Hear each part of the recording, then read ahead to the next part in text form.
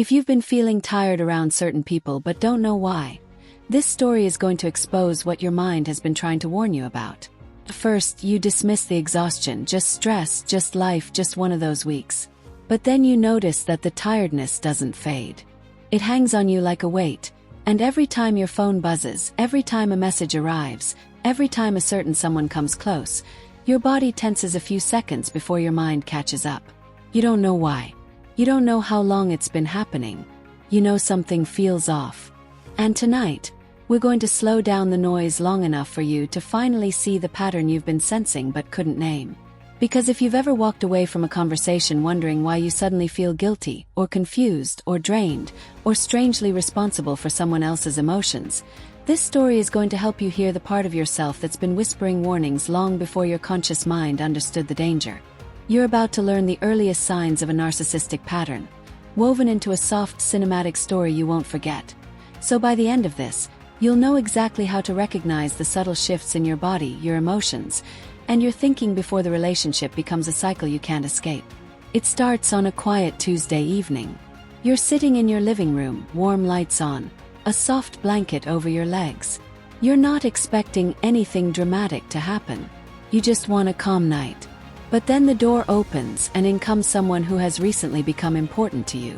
They smile in a way that makes you feel chosen, noticed, special, and for a moment you let yourself relax into that warmth. They sit beside you, close enough for you to feel the energy shift in the room, and they begin talking about their day. At first, it feels intimate, like you're being led into their world. But as the minutes pass, the conversation stops being a conversation. It becomes a stage, and they become the actor, and you become the audience. You're listening. You're supporting me. You're nodding at all the right moments. And yet you haven't said a word about your day. Not one. It's such a small thing, right? Everyone has off days. Everyone needs to vent. But a quiet part of you notices the imbalance, and the tiredness you've been feeling all week pulses again in your chest. You tell yourself, it's fine. They just need someone right now. But the truth is, this isn't the first moment like this. And it won't be the last. As they continue talking, you start losing track of the story. Details blur together until you realize something unsettling. You're not listening anymore because your nervous system has started doing something else. It's scanning. It's watching their tone, their body language, the rise and fall of their voice. You're trying to predict what they need from you. You're trying not to upset them. You're trying to stay useful. This isn't love. This is survival mode, wearing the costume of connection. And here's where the psychology begins. In the early stages of a narcissistic pattern, the signs rarely look like the big, obvious behaviors you see online. It doesn't start with yelling, or manipulation, or gaslighting. It starts with your body picking up tiny shifts in power dynamics long before your mind has the language to describe them. A narcissistic pattern grows in the micro moments, where one person's needs are automatically prioritized over yours, where your emotional space slowly shrinks without you noticing, where discomfort becomes familiar enough that you start telling yourself it's normal. The brain has a way of alerting you before you understand what's happening. Exhaustion. That heavy, unexplainable tiredness is your nervous system working overtime. Narcissistic personalities, especially early on, tend to take up space energetically. They talk more than they listen. They seek admiration in subtle ways. They redirect conversations toward themselves. They create emotional climates where your role becomes, make me feel good, stay consistent, don't disappoint me. Because of this, your brain goes into a kind of quiet vigilance.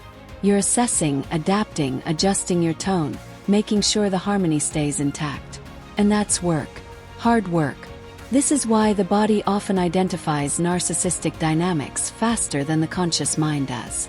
As the person beside you continues talking, they begin doing something else. Something small but meaningful. They take a tiny, almost invisible emotional step back from your inner world. They ask fewer questions about you. They focus more on how you make them feel rather than how you are feeling.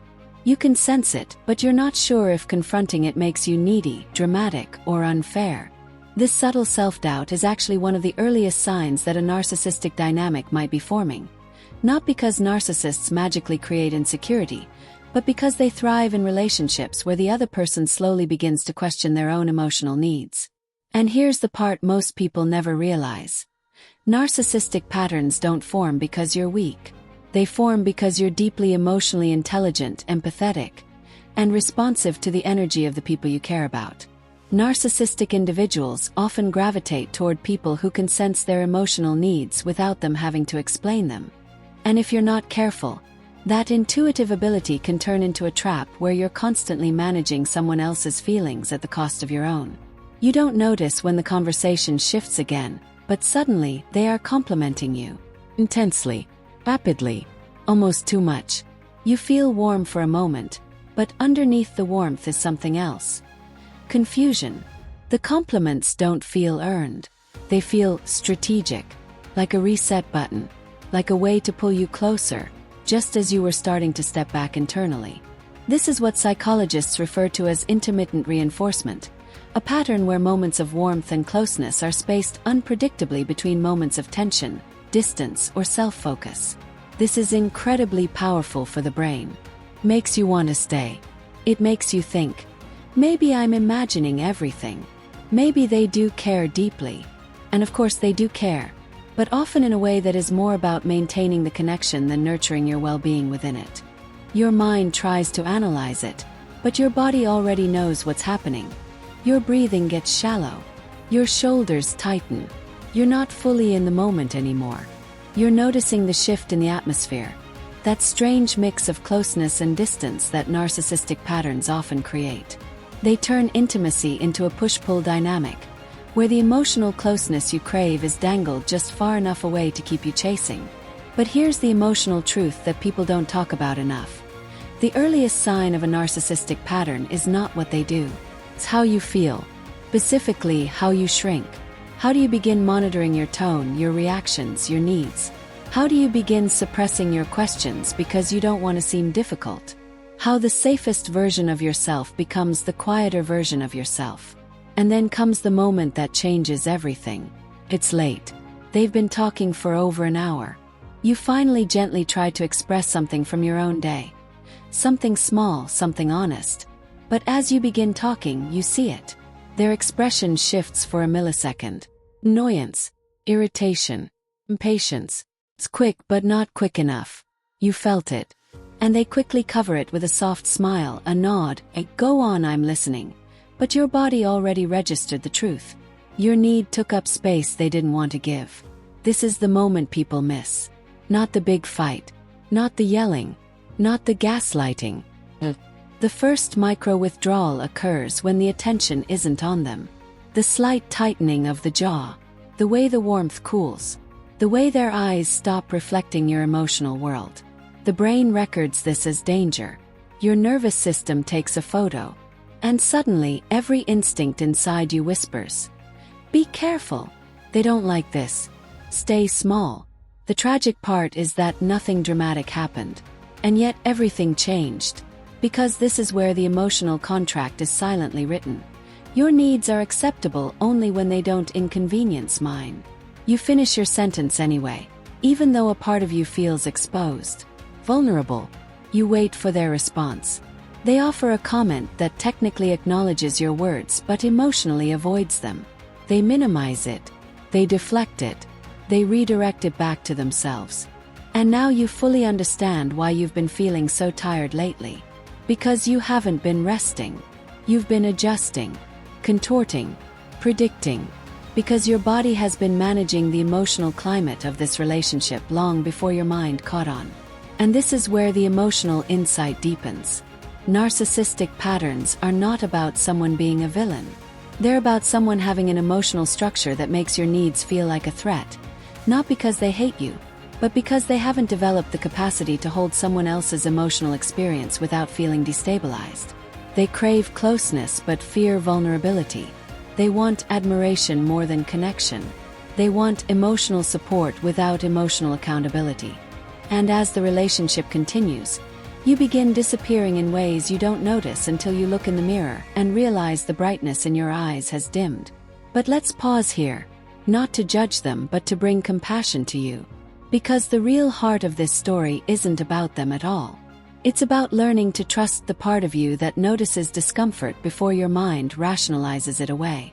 It's about teaching your nervous system that you don't have to walk on eggshells to keep someone close. It's about remembering that connection isn't supposed to feel like tension wrapped in affection. And most of all, it's about learning that healthy relationships don't make you tired. They don't drain you. They don't leave you wondering what version of yourself is safest to show. The conflict in this story is not whether the other person is a narcissist. That's not your job to diagnose. The real conflict is whether you listen to yourself next time your body whispers, "Something's wrong." Whether you acknowledge that confusion and fatigue are emotional signals, not personality flaws. Whether you allow yourself to believe that your needs are not too much, they're just unmet. And so we resolve. Not a dramatic ending, but a quiet realization. The next time you see this person, you pay close attention, not to them but to you. To the way your shoulders react when they walk into the room. To the way your breathing changes when you start to speak about yourself. To the way your energy rises or falls based on who controls the space emotionally. And suddenly, the truth becomes clear.